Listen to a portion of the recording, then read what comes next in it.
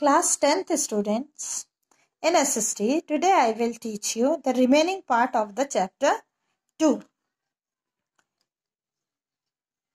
Contribution of government agencies in agricultural development.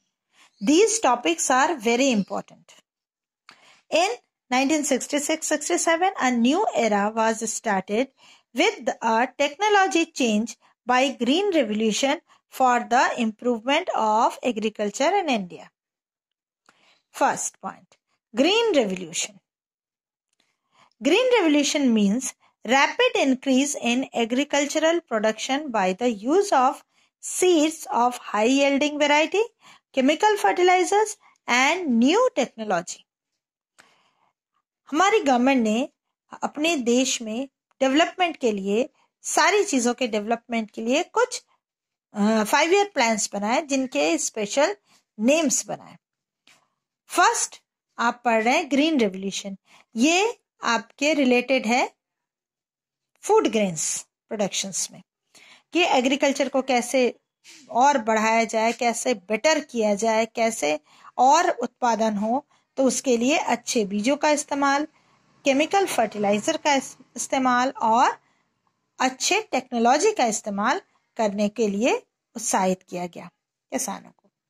The impact, उसका असर क्या हुआ? Impact of green revolution in India is visible in the form of increased food grains production. Adoption of high yielding variety of seeds is increasing in India.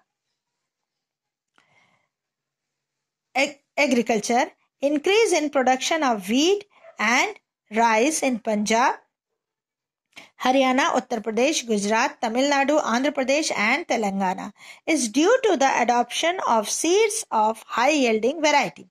Characteristics of Green Revolution are as follows. क्या क्या characteristics हैं? Use of high yielding variety seeds, use of chemical fertilizers, use of pesticides, extension of agriculture machineries, tools and implements, use of new techniques for the soil conservation, extension of small and medium irrigation projects, fixation of support price of agricultural productions.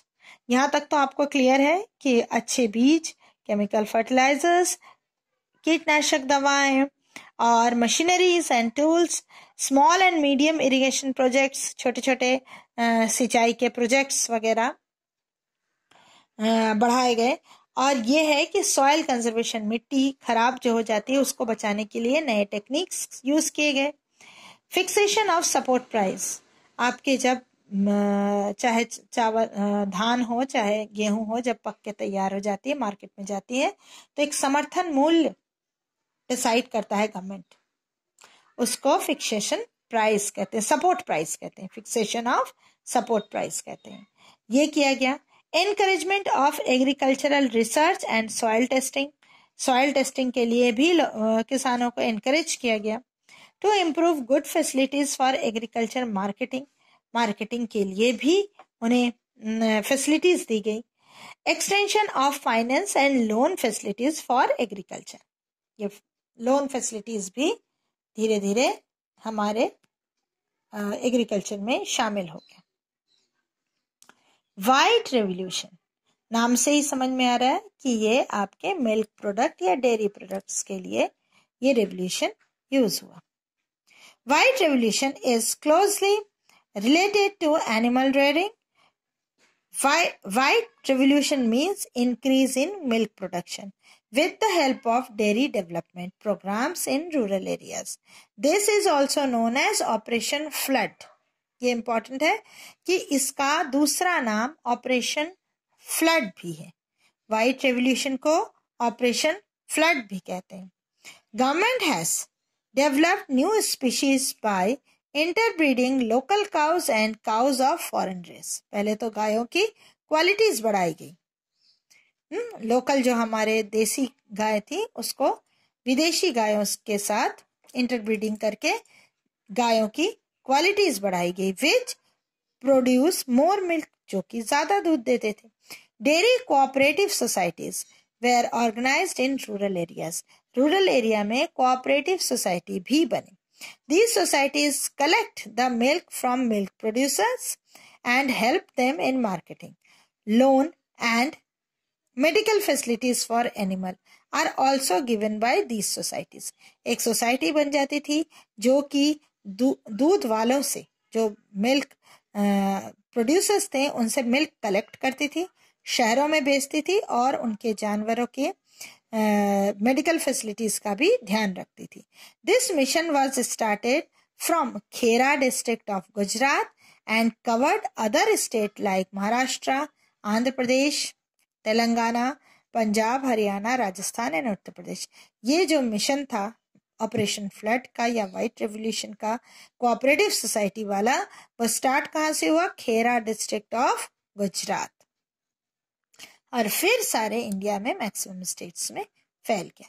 Yellow revolution, the strategy of research and development in the field of production of crops for edible oil and oil seeds. ये आपके तेल के जो बीज होते हैं या खाने के जो तेल होता है जो हम खाते हैं, ऑयल, उससे रिलेटेड है yellow revolution.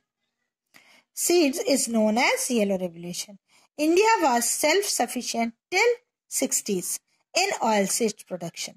But due to decreased area of oilseeds, crops in total cultivable land, negligible use of manure and fertilizers, limited irrigation facilities, increasing population, no use of crop security and scientific technology have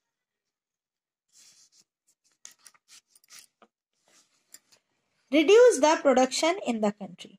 60s में तो हम self sufficient था कि हमारे पास इतना oil था कि पूरे हमारे देश में सबको ऑयल प्रॉपरली मिल जाता था. लेकिन नेग्लिजेंसी मतलब धीरे धीरे ये प्रॉपरली उसका गाइडेंस नहीं होने से वो धीरे धीरे प्रोडक्शन कंट्री की कम हो गई. Various efforts have been made to increase oil seeds production. उसके बाद ढेर सारे एफर्ट्स लगाने पड़े, कोशिश करनी पड़ी ऑयल सीड्स प्रोडक्शन के लिए. After a technology mission was started in 87-88 by Government of India, in which oilseed production achieved a major breakthrough with the help of societies organized at national, state and local level. 87-88 में government ने बहुत बड़ा कोशिश किया जिससे कि major break through हुआ और अचानक ही हमारे ऑयल सीड प्रोडक्शन में बहुत ज्यादा इजाफा हुआ, बहुत बढ़ गया. Agriculture research institution, loan providing agencies, government has increased the facilities of storage, distribution and declaration of support price of oil seeds. Government ने भी ऑयल सीड का सपोर्ट प्राइस जो था वो भी बढ़ा दिया. ब्लू रेवोल्यूशन, ये आपके पानी से रिलेटेड है. ये आपको याद रखने हैं कौन सा रेवोल्यूशन किस चीज से रिलेटेड है. Progress in production of and productivity in fisheries sector in the country is called Blue Revolution. India is world's third largest producer of fish. A project is launched in 5 states in collaboration with World Bank to increase fish production in the country.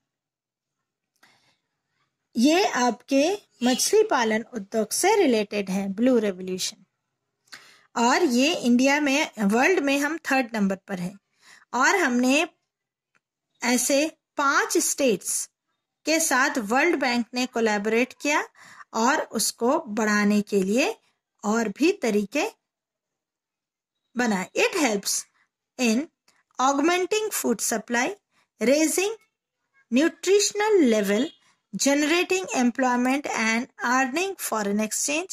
In the year 2006-07, the country produced 63.99 lakh ton of fish and exported fish worth rupees 5,739 crores.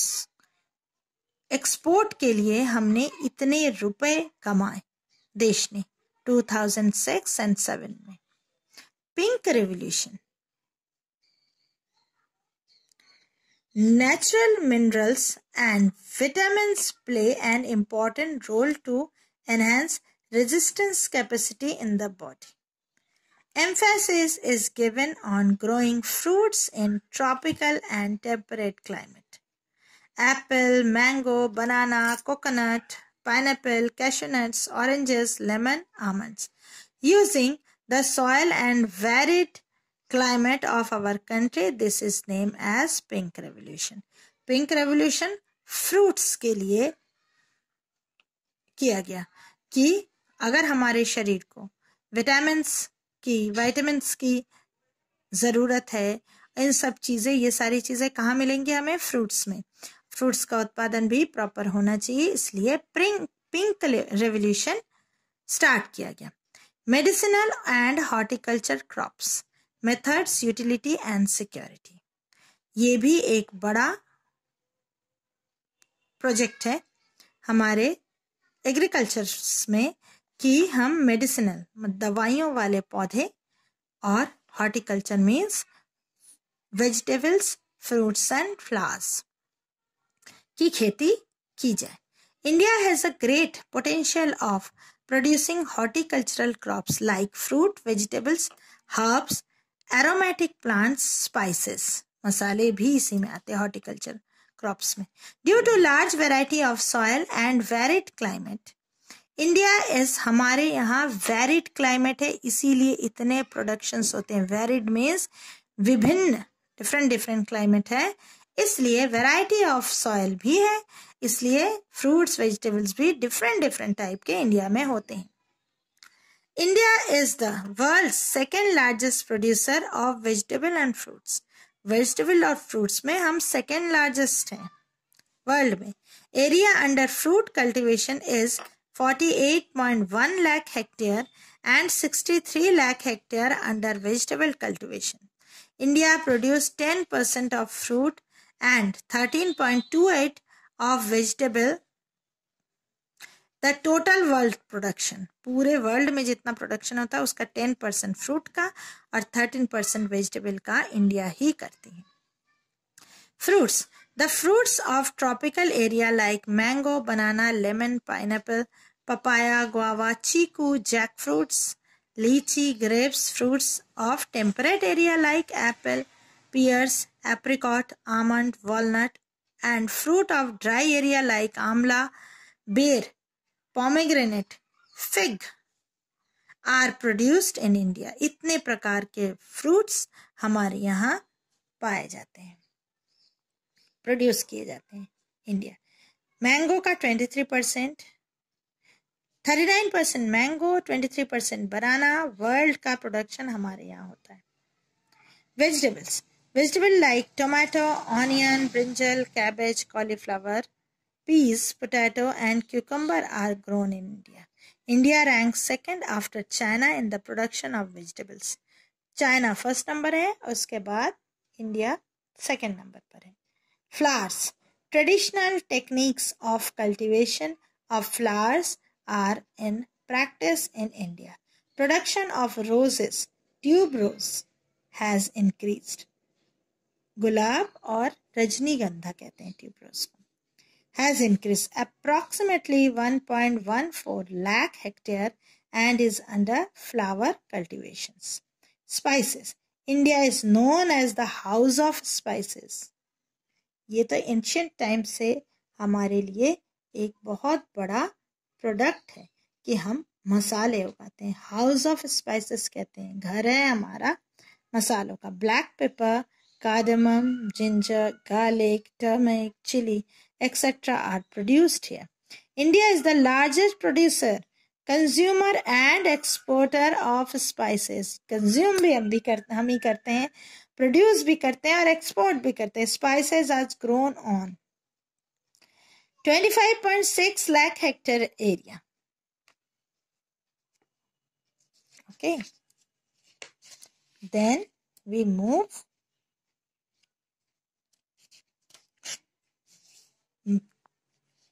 Minerals. Minerals type, distribution, importance and conservation. First mineral है आपका metallic mineral and non-metallic mineral. Two types of mineral होते हैं. Metallic minerals gold, silver, copper, lead, tin, zinc, bauxite, iron. Okay. Non-metallic, there are the minerals in which metals are not present. Some of common non-metallic minerals are diamond, mica, coal, salt, gypsum and limestone. Iron ore, first metal. Iron ore is the backbone of modern industrial civilization. India ranks 8th in iron producing country of the world, but with regard to high-grade iron ore, it ranks second. हम world में 8th हैं iron production में, लेकिन अच्छी quality के iron production में हमारा rank second है. Haematite, magnetite, limonite and siderite, ये 4 टाइप ऑफ आयरन ओर है. हेमेटाइट बेस्ट होता है. It is red and brown in colour, contain 60 to 70% of iron.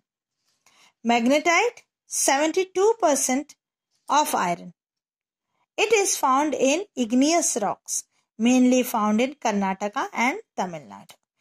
Limonite, it is formed by the combination of oxygen, water and iron. It contains 40 to 60% of iron.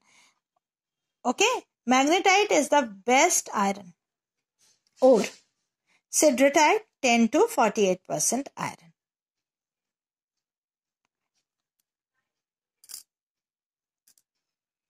Okay, next